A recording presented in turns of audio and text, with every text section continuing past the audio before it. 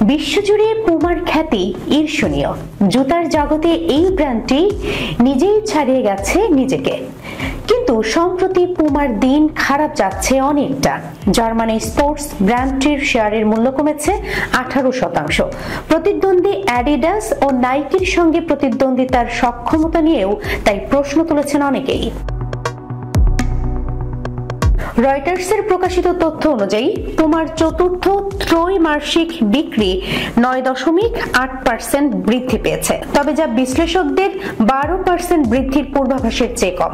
বছরে নেট লাভ 282 মিলিয়ন ইউরোতে নেমেছে, যা আগের বছরে ছিল 305 মিলিয়ন ইউরো।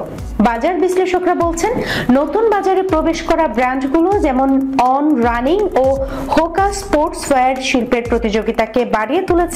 পুমা নতুন ধরনের জুতা বাজারে এনেছে, তবে সেগুলির বিক্রি আশা অনুযায়ী কম। যদিও পুমা তাদের টার্নওভার নিয়ে সরাসরি কোনো বক্তব্য দেয়নি বা হিসাব খোলাসা করেনি, তবে জানা যাচ্ছে পুমা পরিস্থিতি সামলাতে খরচ কমানো নীতিতে যাচ্ছে। তবে বিশেষজ্ঞরা মনে করছেন, এমন উদ্যোগ প্রতিষ্ঠানের জন্য বুমেরাং হতে পারে। এতে ম্যানেজমেন্টের মনোযোগ চলে যায় অন্যদিকে, উল্টো কমে বিক্রি।